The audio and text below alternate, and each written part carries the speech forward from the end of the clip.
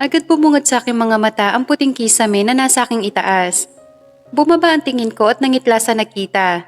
Sa gulat ko, natagpuan ko ang sariling nakahiga sa loob ng tila ward ng hospital. Salamat sa Diyos at gising ka na. Napabaling ako ng tingin sa aking kanan. Si Reggie. She's sitting next to me. Habang walang tigil ang hagod niya sa aking kamay. Reggie, teka. Anong ginagawa ko dito? At bakit ako may swero? Ano nangyari sa akin?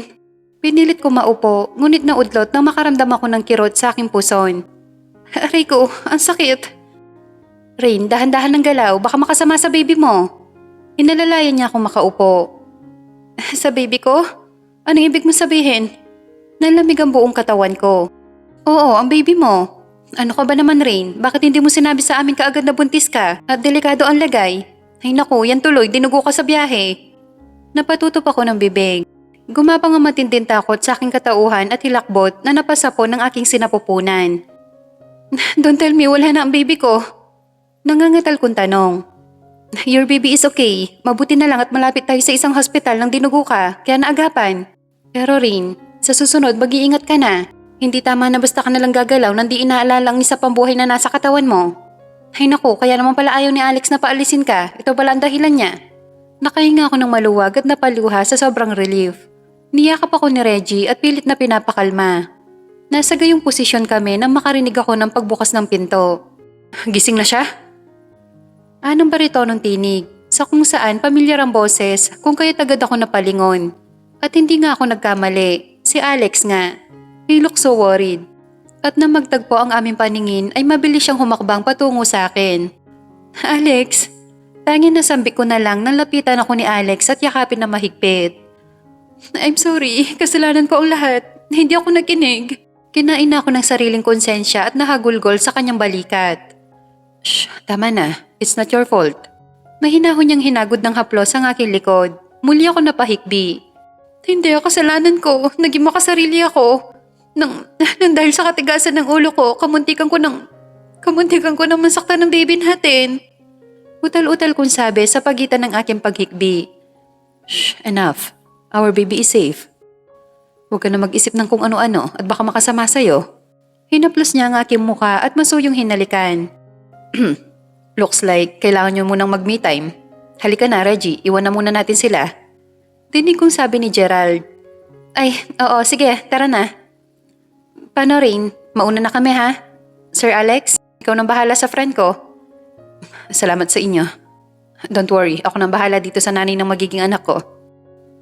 Reggie, again, salamat sa pagsagot ng tawag. I owe you a lot. Pangako, babawi ako sa inyo.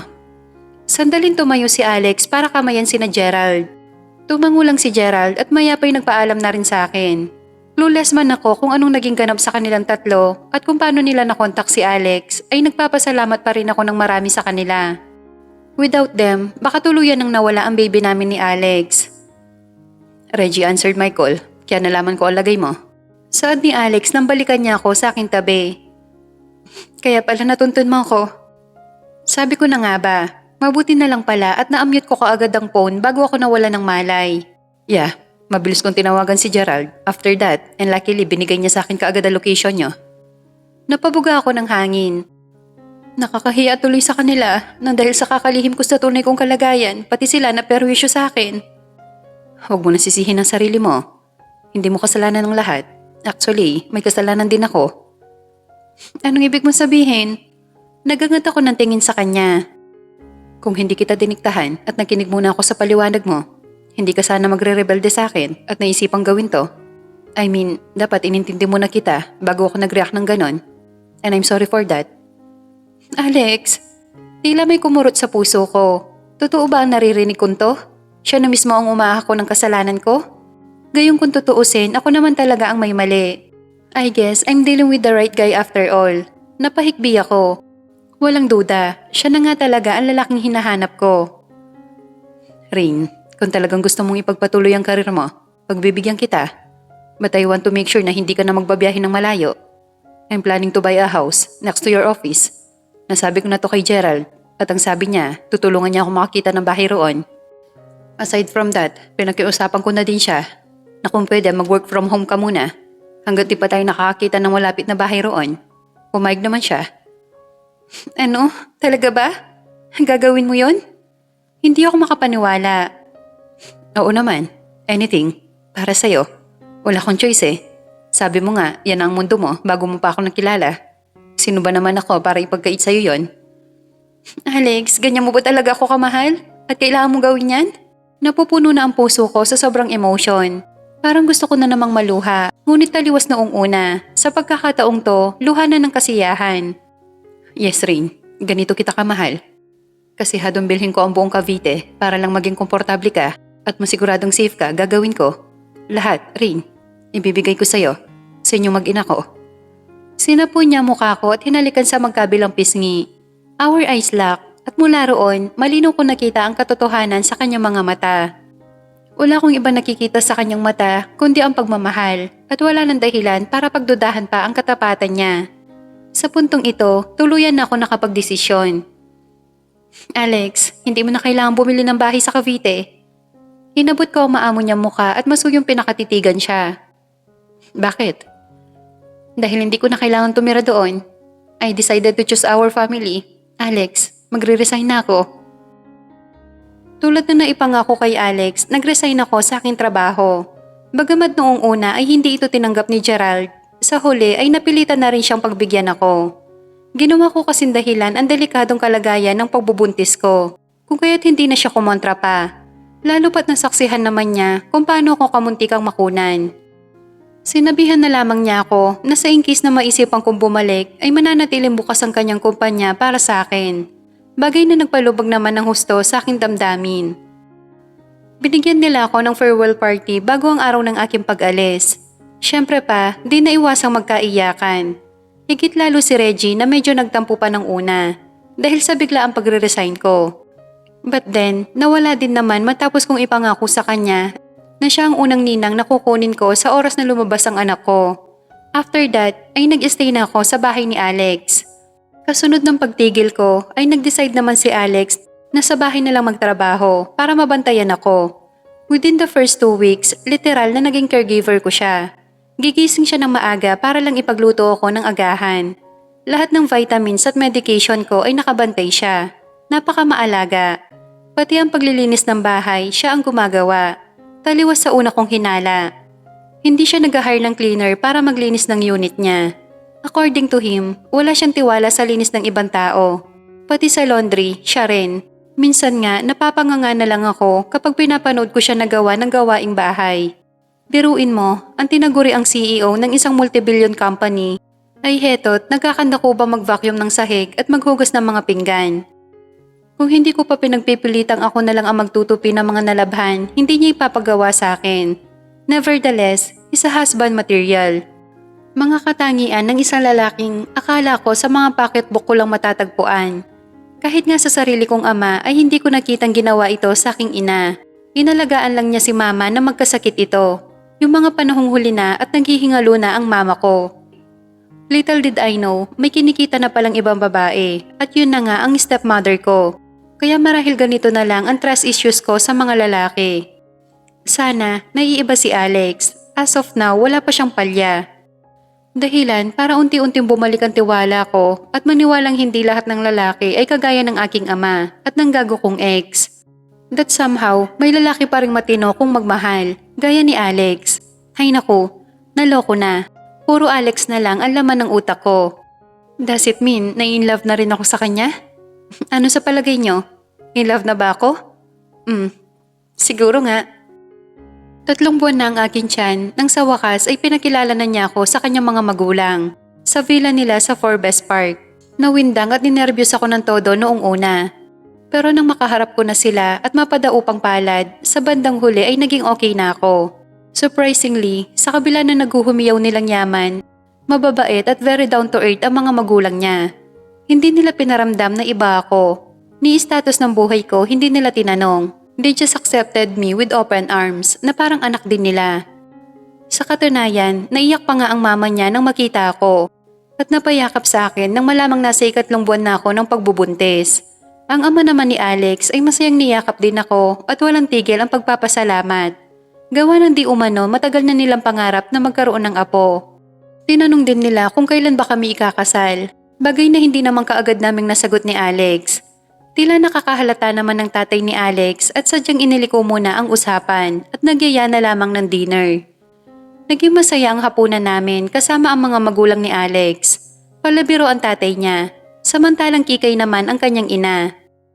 She even praised my look and asked about my choices of accessories and makeups. Gusto niya daw ang taste ko sa fashion. Nagyaya pa mag-shopping daw kami minsan na magkasama.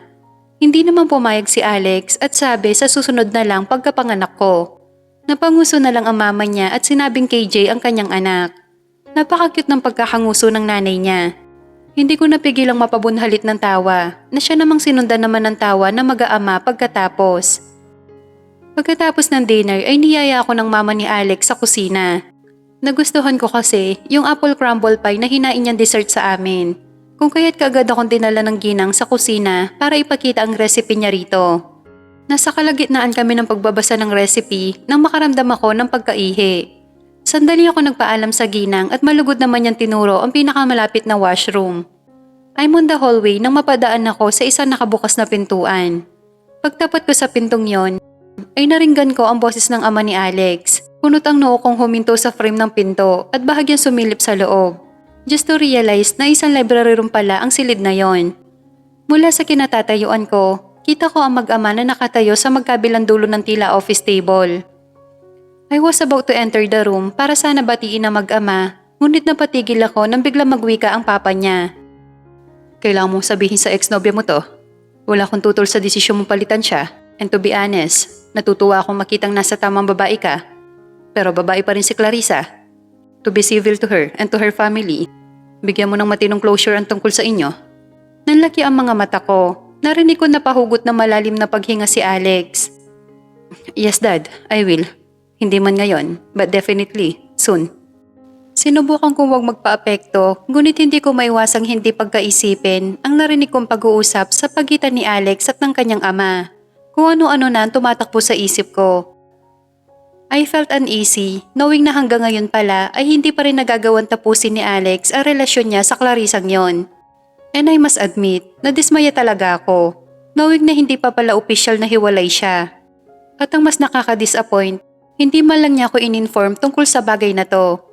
Nawalan tuloy ako ng gana. Gayunpaman, pinilit ko pa rin umakto ng normal sa harapan ng mga magulang niya hanggang sa makaalis kami. Pagdating ng sasakyan ay doon na ako nanahimik. Nagsisimula na akong tupakin. Ngunit dahil malayo-layo pa kami sa bahay ay nasa gitna pa kami ng highway, minabuti kong magtimpi muna. Hanggang sa nakarating na nga kami. Mula sa pagbaba ng sasakyan, hanggang sa makaakyat kami ng unit ay sadyang nanatili akong walang imik. Pagpasok ay dumiretso ako ng silid. Kasunod si Alex na tila pansin na ang pagiging aloof ko at ngayon ay titig na sa akin. Are you okay, babe? Nag-aalalang hinapit niya ako sa bewang. Hindi. Umiwas ako ng tingin. Bakit? May masakit ba sa'yo? Nahihilo ka ba? Ano nararamdaman mo? Na-stress ako. Yun ang nararamdaman ko. Kinalas ko ang pagkakakapit niya sa akin at pasabog kong tinungo ang walk-in closet. Stress? Saan? Kanino? Don't tell me, sa mga parents ko. May nasabi bang hindi maganda ang mama ko sa'yo kanina? Nakasunod na tanong niya sa akin. Wala. Your mom is amazing, as well as your dad. Without looking at him, hinila ko ang isang drawer at kumuha ako ng isang set ng panjama. Then, tell me, bakit ka stress? Pansin ko nga kanina ka patahimik. Speak up, babe. Na-stress na rin ako. He pulled me to his side at pinihit paharap sa kanya. Gusto mo talaga malaman? Tiningala ko siya. Of course, I'm your other half now. Kaya kailangan ko malaman na nagpapasakit ng ulo mo. Oh, my other half? Ganyan din ba ang turing mo sa akin? Kasi feeling ko hindi. Rain, what the hell? Ano ba pinagsasabi mo? Other half daw, pero nagagawa mo naman akong paglihiman. Kung hindi ko pa aksidenteng narinig, hindi ko pa malalaman. I tried to push him away, ngunit nanatili lang siya nakapulupot sa akin. Rain, will you please tell me what's wrong? Ano ba lihim na sinasabi mo? Nalilito ako. Yung Clarissa mo? Sikmat ko. Nanlaki ang mga mata niya. Tanda ng pagkagulat, napaismid ako. Narinig ko kayo ng papa mo. From there, nalaman ko na hindi pa pala alam ng ex mo tungkol sa atin. Imagine that? Pinakilala mo na ako sa lahat-lahat, pero hindi ka pala opisyal na hiwalay sa una mo? Hindi ka ba nagigilty nun? Napanganga siya. May ilang beses muna siya napakurap bago binalik ang focus sa akin. Ano pa narinig mo bukod doon? Yun lang, sapat na yung narinig ko kaya hindi na ako nagtagal sa library. Isa pa, hinihintay na ako ng mama mo sa kusina. So umalis na rin ako. So it means hindi mo narinig? Na sinabi ko din sa papa na may plano na akong kausapin ng mga magulang ni Clarissa next week? Para ipaalaman tungkol sa atin. Narinig ko, but you just said soon. Wala akong narinig na next week. Kasi nga, umalis ka na. Sana nagtagal ka pa para narinig mo din ang sinabi kong kinontak mo na si Clarissa last week. But unfortunately, hindi pa rin niya sinasagot ang tawag at message ko na lagi niyang ginagawa mula nang nagpunta siya ng Paris. Totoo ba yan? Yes, tignan mo ang message ko sa kanya. Puro sin lang, pero walang reply. I tried to call her but pinapatay niya. Binigay niya sa akin ang gamit na phone bilang patunay. And in fairness, naroon ang mga message niya without the reply of her ex. Bakit hindi kanya nire-replyan? I don't know, ganyan talaga siya. Higit na mas mahal niya ang trabaho niya kaysa sa pamilya niya. Kung kaya niyang baliwalain ang kanyang magulang, ano pa kaya ako? So it means wala na talaga kayong matinong komunikasyon? Pero kailan pa? Exactly 4 months now. 4 months? As in, wala ni hi oho? Anong klaseng relasyon meron kayo? Natawa siya. Technically, never kami nagkaroon ng intimate relationship. Naging kami lang for the convenience of our parents. Magkababata kasi kami. Kami na lang ni Clarissa ang single sa both side ng family dahil matagal na magkaibigan ng mga magulang namin. Napagkatuwa ang ipares kami sa isa't isa at one point napapayag na rin kami. Later on, we decided na kung wala kami makakatuluyang iba, kami na lang. But then you came along. Eventually, you took my heart away. And the rest is history. Napahulikip-kip ako. Talaga lang ha? Paano kung bigla siyang bumalik? Di bumalik siya. I don't care. As far as I know, wala na siyang babalikan. Nakatali na ako sa'yo. Ano pang hahabulin niya? But at paano ka naman nakakasiguro? Pumayag na ba ako? Huwag mo sabihin nga atras ka pa. Naipakilala na kita sa magulang ko. I even told them na bago ka pa manganak, ikakasal na tayo. Pinandilatan ko siya. Ano? Ang lakas na loob mong sabihin yon? Bakit? Nag-propose ka na ba sa akin? Nising-sing nga, wala kang maipakita sa akin. Tinuro ko siya ng daliri sa dibdib.